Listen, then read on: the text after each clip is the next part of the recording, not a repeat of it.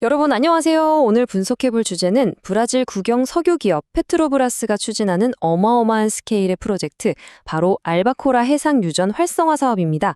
지금 글로벌 해양 플랜트 기업들 사이에서 진짜 치열한 입찰 전쟁이 벌어지고 있는 바로 그 뜨거운 현장을 제대로 파헤쳐 보겠습니다. 자, 오늘 짚어볼 내용들입니다. 알바코라 프로젝트의 개요부터 시작해서 첫 입찰이 왜 무산됐고, 두 번째는 어떻게 달라졌는지, 7월 27일에 있을 새로운 입찰과 차세대 FPSO의 핵심 사양, 그리고 마지막으로 2031년 이후의 운영 계획까지 쭉 훑어보겠습니다. 그럼 첫 번째, 알바코라 FSO 프로젝트의 개요부터 바로 시작해볼까요? 현재 이 노후화된 알바코라 유전은 캄포스 분지, 그러니까 카부 대상투메에서 동쪽으로 약 110km 떨어진 바다 한가운데에 있습니다. 지금은 P-25 반잠수식 플랫폼하고 P-31 FPSO가 파이프라인으로 연결돼서 석유를 뿜어내고 있는데요. 아시다시피 장비가 한계에 다다랐거든요. 그래서 이걸 썩 걷어내고 현대화된 단일 인프라로 교체하는 게 아주 시급한 상황입니다. 다음으로 첫 번째 입찰은 왜 실패했고 두 번째 시도는 뭐가 달라졌는지 살펴보겠습니다. 여기서 정말 흥미로운 관전 포인트가 하나 나옵니다.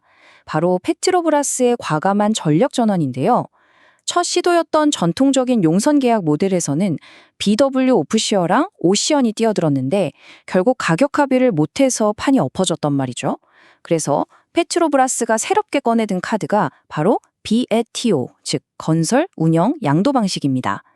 낙찰자가 일정 기간 동안 직접 선박을 짓고 운영까지 한 다음에 넘겨주는 방식으로 아주 매력적인 미끼를 던진 겁니다. 자, 이어서 업계가 가장 주목하고 있는 날짜죠. 세 번째, 7월 27일, 새로운 입찰에 대해 알아보겠습니다. 원래 이 입찰이 2025년 3월에 시작됐어야 했는데 일정이 이래저래 좀 미뤄졌어요. 그러다 드디어 2026년 7월 27일로 제안서 마감일이 딱 못 박혔습니다. 이 치열한 경쟁을 거쳐서 최종적으로는 2031년 이후에 새 설비를 투입하고 본격적인 가동에 들어가는 게 이 프로젝트의 타임라인입니다. 이번 입찰, 판돈이 정말 어마어마합니다. 이름만 들어도 아는 글로벌 해양 플랜트 강자들이 총출동했는데요. 모덱, SBM 오프쇼어, 사이팸을 포함해서 무려 11개 기업이 사전 자격 심사를 통과했습니다. 이 거대한 BOT 계약을 따내려고 그야말로 피 튀기는 눈치 싸움을 벌이고 있는 거죠. 네 번째 순서입니다. 도대체 어떤 물건이길래 이렇게 난리인지 차세대 FSO의 핵심 사양을 뜯어보죠. 가장 핵심은 이 녀석이 감당해야 할 막대한 처리 용량입니다. 이 새로운 FPSO는 매일 단 하루도 빠짐없이 무려 최대 12만 배럴의 원유를 생산해내야 하는 괴물 같은 능력을 갖춰야만 합니다. 스케일이 장난이 아니죠? 여기에 조건이 하나 더 붙습니다. 이 거대한 해상 플랜트가 육지에서도 한참 떨어진 바다, 그것도 수심 670m라는 혹독한 심해 조건에 닻을 내리고 굳건히 버텨야 한다는 겁니다. 기술적으로 엄청난 난이도를 요구하는 작업입니다.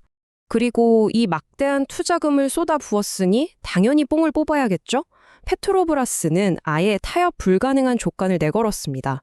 이 거대한 플랫폼이 최소 20년 동안은 단 한 번의 멈춤 없이, 끄떡 없이, 그리고 안전하게 운영되도록 완벽하게 설계되어야 한다는 겁니다. 자, 그럼 마지막 다섯 번째, 2031년에 이 설비가 실제로 바다에 띄어진 이후의 운영 계획을 살펴볼까요? 해저 개발은 크게 두 단계로 나뉘어서 진행됩니다. 먼저 1단계로 엄청난 깊이의 암염하층에 있는 포르노 저류층부터 공략합니다. 여기서 재밌는 건 페트로브라스가 알바코라 지분 100%를 갖고 있긴 한데 이 저류층이 PPSA가 관리하는 브라바 노스 블록이랑 살짝 겹쳐 있거든요. 그래서 아주 정교한 협업이 필수적입니다. 이 까다로운 작업이 끝나면 2단계인 암염 상층 매장량 개발로 자연스럽게 넘어가게 되죠. 그럼 바다 위에 둥둥 떠 있는 이 거대한 공장 안에서는 정확히 무슨 일이 일어날까요? 해저 유정에서 갓 뽑아낸 원유가 선상으로 올라오면요. 먼저 불순물을 싹 처리하고 천연가스와 물을 깔끔하게 분리해냅니다. 그런 다음 정제된 원유의 양을 아주 정밀하게 측정해서 배 안에 자체 화물 탱크에 저장해 두는 거죠. 마지막으로 이 기름을 싣고 갈 셔틀 탱커가 도착하면 그쪽으로 옮겨 싣게 됩니다.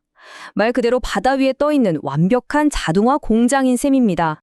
이제 전 세계 해양 석유업계의 시선은 다가오는 7월 27일을 향해 집중되어 있습니다. 과연 페트로브라스가 야심차게 던진 이 BOT 모델이라는 승부수가 알바코라 유전의 잠재력을 폭발시킬 마스터키가 될 수 있을까요?